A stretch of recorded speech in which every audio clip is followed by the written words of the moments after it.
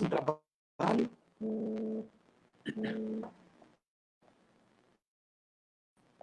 Já vi.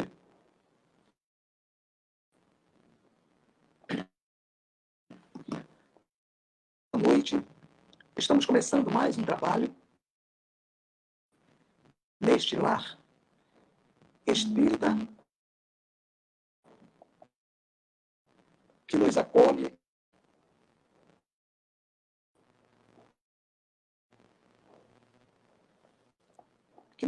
nesse instante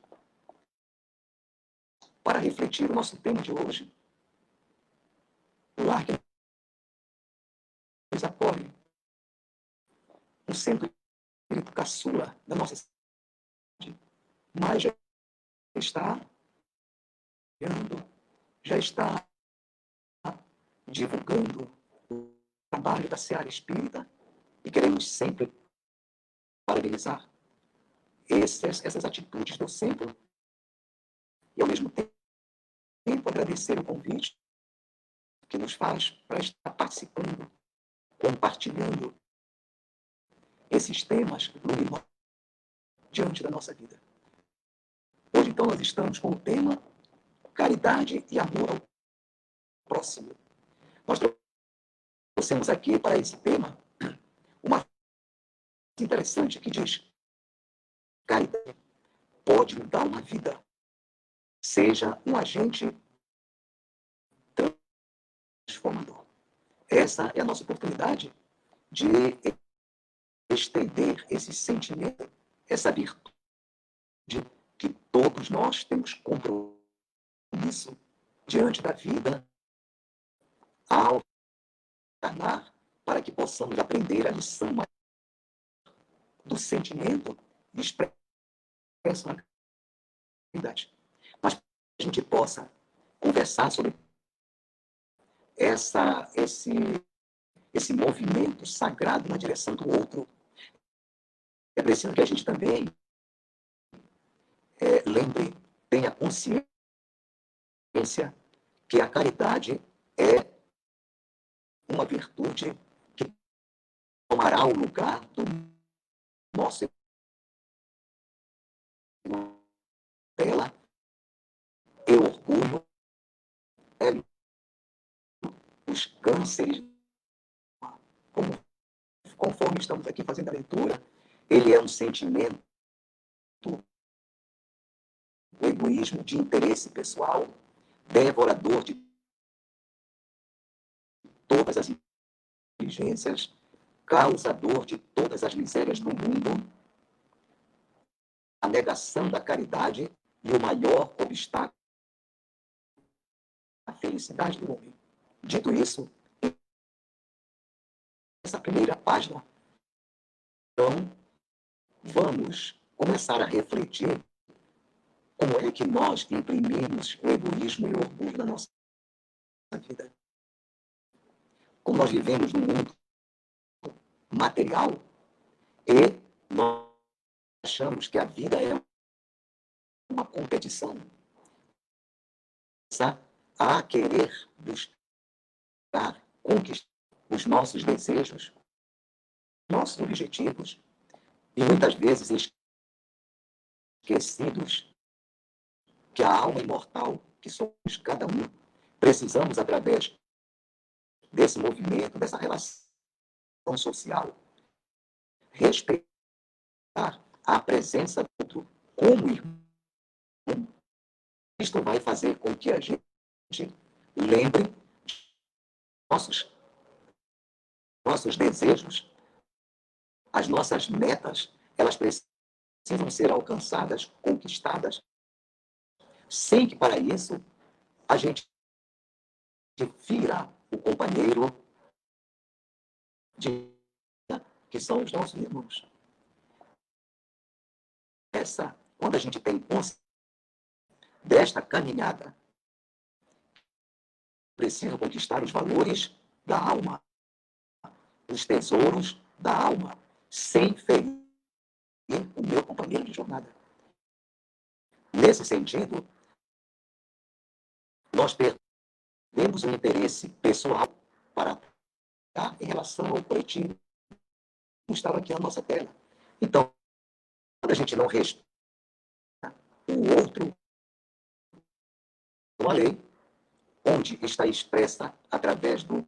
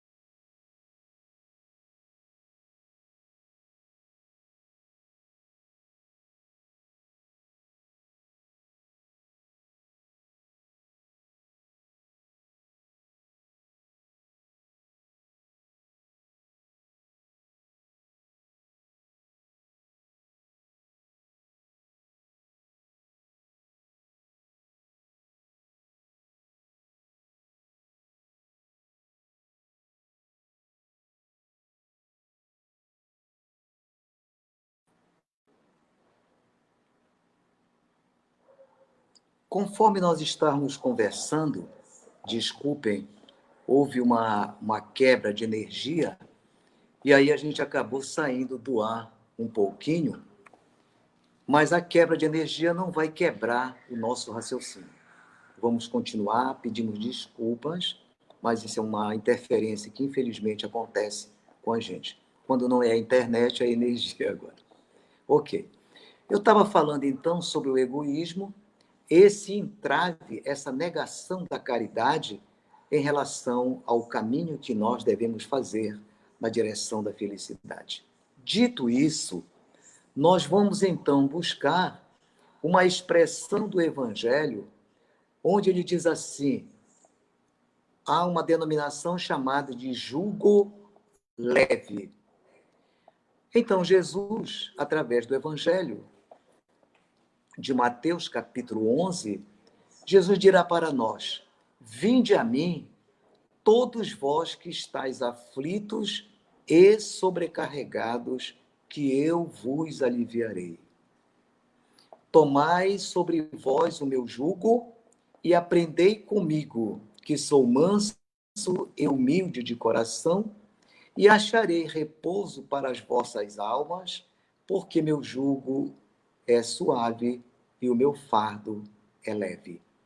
Jesus, quando nos convida a trazer esse jugo leve, a olhar a vida de forma mais simples, menos incômodo, menos sofredor, esses aspectos, é mostrando, quando se fala de jugo, é uma alternativa de vida, é um novo caminho que nós iremos tomar consciente das necessidades que temos de fazer transformações na nossa vida para que então nós possamos diluir as aflições da vida, para que nós então, nesse novo caminho, nessa nova diretriz, neste novo desafio para a nossa vida, que é fazer transformações, então nós passamos a sofrer menos, porque o mundo de expiações e provas caracteriza-se pela dor. Por que pela dor? Porque nós vivemos num mundo onde nós estamos resgatando os nossos débitos de vida passada. Se nós nos desesperarmos, o jugo se torna mais difícil, então o fardo se tornará mais pesado. É esse novo caminho, é essa nova diretriz da conscientização de trabalhar na conquista dos tesouros da alma e não mais dar a prioridade aos tesouros da vida material. Porque os tesouros da vida material são transitórios, assim como o nosso corpo. Quando se trabalha com os tesouros da alma, os tesouros da alma são mais duradouros, são eternos. Por isso nos dão uma alegria real e não uma alegria passageira como o próprio corpo. É esse convite que Jesus faz para nós diante dessa passagem do Evangelho. Nós vamos buscar ainda, na página seguinte, vocês estão vendo aí, estão acompanhando, do livro Missionário da Luz, o Espírito André Luiz e a mediunidade de Chico Xavier, onde ele vem trazer uma reflexão muito oportuna para esse momento, quando ele diz o ser humano, quando se propõe a fazer a caridade, ele tem que trazer para dentro dele uma humildade, uma simplicidade de vida.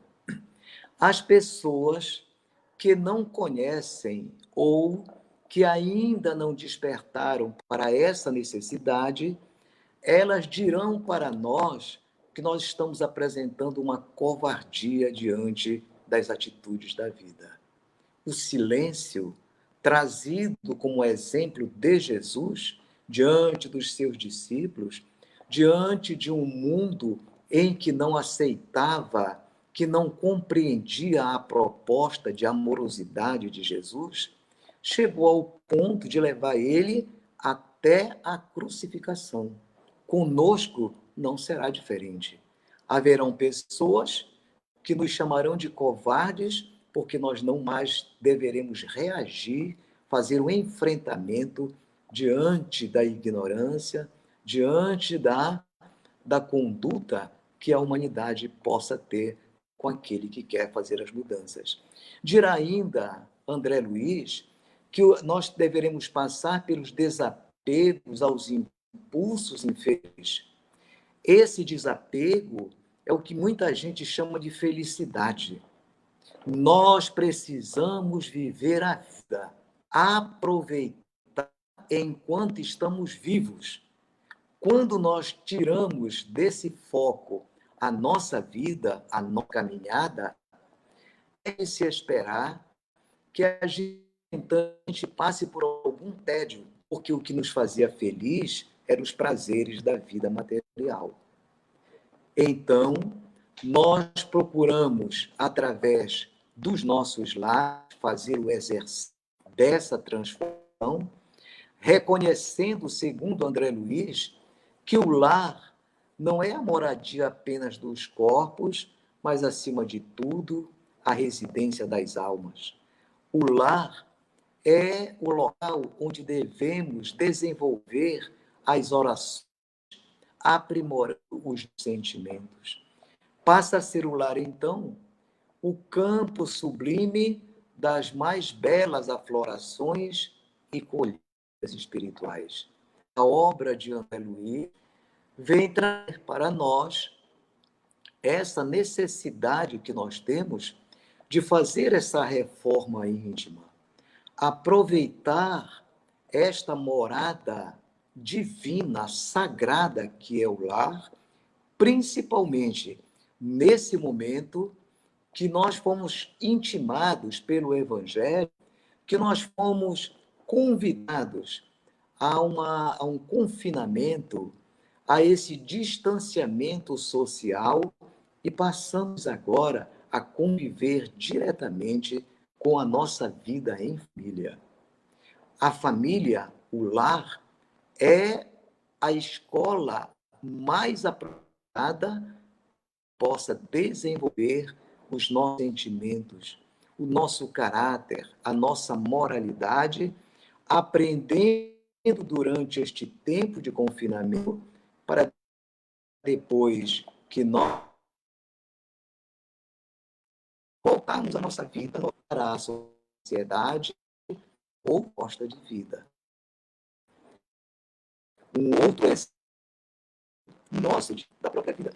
Essas são as transformações luminosas que a Terra precisa passar para que engaje definitivamente no mundo de regeneração, um mundo melhor, um mundo onde a gente possa identificar os valores morais, os valores de família, os valores, enfim, do ser humano, com uma caminhada na direção da vida maior, da felicidade, deste caminho que reserva o Pai misericordioso na plenitude, como muitas religiões tradicionais chamam de ação.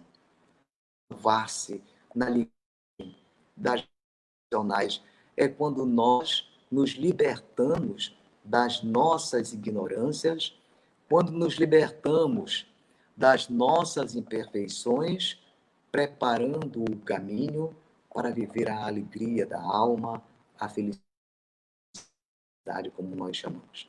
Então, dito essa parte de nós vamos buscar no livro dos Espíritos, já está. Olha aí, o livro dos Espíritos, 886, quando Kardec pergunta aos espíritos superiores qual o verdadeiro sentido da palavra caridade, como entendia Jesus. Os espíritos superiores, eles respondem para Kardec, e estão respondendo agora para nós, que nós deveríamos ter benevolência para com todos, perfeições dos outros e o perdão das ofensas. Aqui está mostrado, portanto, através do Evangelho, 3 movimentos, condutas que a gente precisa incorporar na nossa personalidade, no nosso caráter, de forma definitiva, para que possamos, então, fazer essa caminhada na diversidade. A benevolência, esse sentimento espontâneo de fazer sem que a gente perceba ou queira a troca dos favores que a gente está fazendo. Dirá, então, Francisco de Assis, numa oração que todos nós conhecemos, é dando que se recebe. À medida que eu preciso, que eu devo pedir ajuda às leis divinas, ao Pai e a Jesus, não precisa que eu peça de sentimento maior da vida, a caridade, a benevolência. E à medida que nós doamos, imediatamente estamos também doados da idade para nós. Essa benevolência traz para dentro de nós passamos a ter uma integração com a virtude que é sagrada, que é uma lei divina, me dando agora uma alegria de viver. Além da benevolência, devemos ter também a indulgência, porque quantas pessoas irão passar pela nossa vida que nos testarão diante desses aspectos. Muitas vezes a gente quer que as pessoas sejam como a gente necessita, mas é preciso, diz a indulgência, é preciso que a gente tenha consciência que nem todo mundo tem que dar aquilo que estou esperando.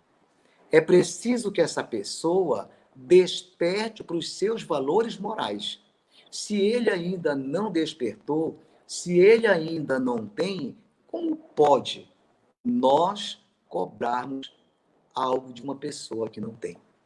E paralelo à benevolência e à indulgência, virá o perdão das ofensas, que é nosso estado que vai mostrar para o nosso mundo íntimo, para essa conexão com a divindade, porque benevolência, porque indulgência e perdão não é uma alma pequena para que você possa exercer estas características, é preciso que a gente tenha nobreza de alma. É preciso que a gente já esteja fazendo um caminho na direção da vida maior, da plenitude, um caminho na direção do próprio Pai Criador, que traz para nós equilíbrio na nossa própria vida. Então, a caridade, que é o nosso tema em questão, e o amor ao próximo, ela se verifica, diz ao Evangelho, o homem verdadeiramente bom eleva aquele que lhe é inferior. Isto aconteceu em todas as passagens de Jesus, diluindo a distância que os separa. O Evangelho dirá, não, sede benevolente, porque dos espíritos divinos, de quem nós implorais a luz, sois necessitados sujeito à ação do próprio bem. É a lei de ação e ação.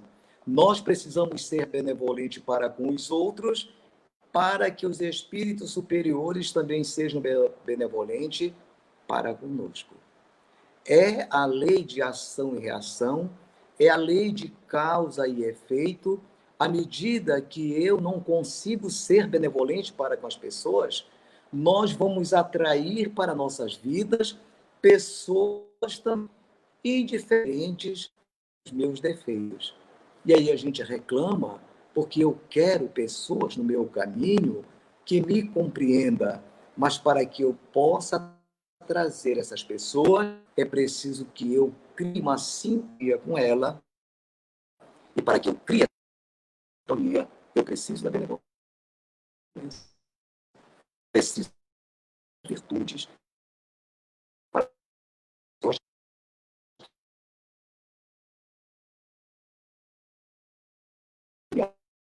auxiliem.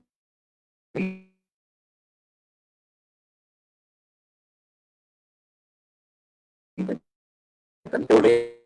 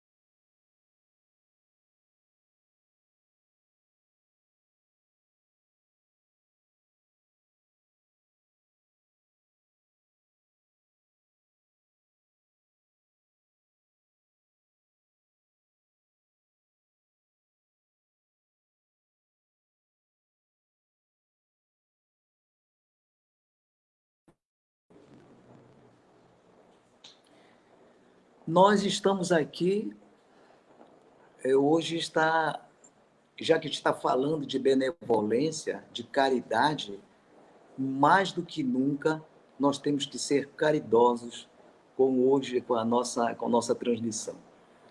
Mas exercitando o perdão que eu falei, me perdoem, eu quero assumir esta falha, mesmo sendo da internet e da luz, da energia, eu quero assumir para que a gente exercite o perdão para mim. Então, já estamos caminhando para o final.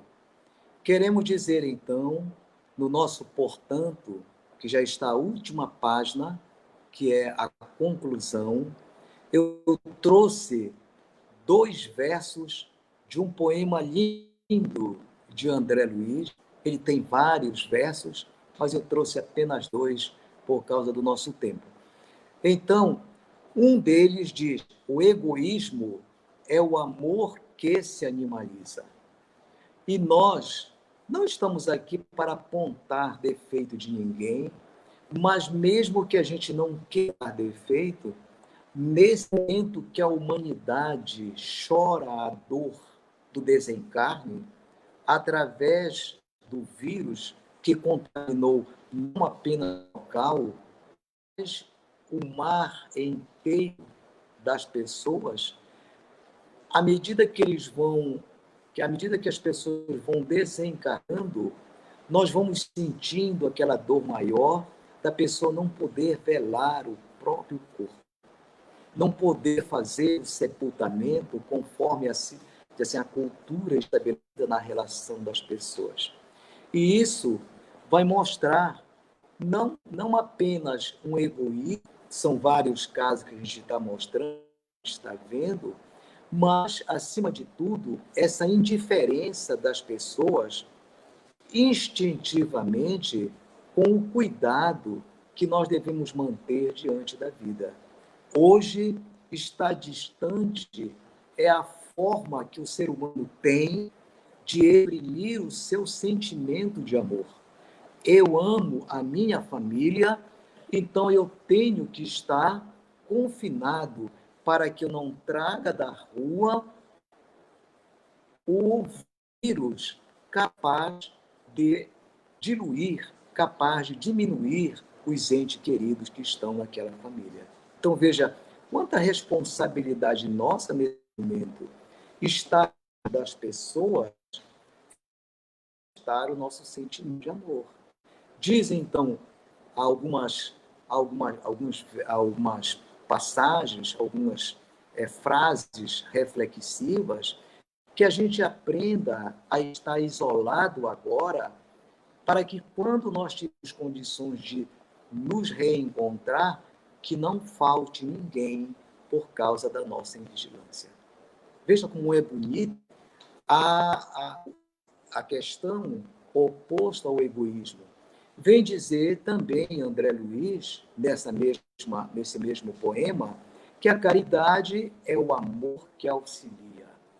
Então, nós aprendamos a auxiliar as pessoas diante das suas dificuldades. Quando a gente aprende esse movimento da caridade, quando a gente deixa fluir natural essa necessidade de ajudar o outro, então nós estamos fazendo o caminho, como dizia Jesus: ninguém vai ao Pai senão por mim. Ninguém vai ao Pai se não for pela caridade. A caridade, neste sentido, passa a ser a porta libertadora da humanidade, para que ela não mais se escravize, não se torne algemada diante das imperfeições. A caridade é essa porta libertadora da própria humanidade. E quando nós, entendendo, tendo consciência dessa necessidade, nós vamos reconhecendo que Jesus, na verdade, ele é o caminho, ele é a verdade e é a vida. É a proposta de Jesus, é uma proposta libertadora, gente libertador, não apoio do nosso movimento, do nosso movimento espírito, na direção da feliz. Obrigado, queridos, era essa a nossa mensagem de hoje. Desculpem pelas falhas que ocorreram, mas a nossa intenção era essa que nós acabamos de colocar. Um beijo no coração de todos e até a próxima.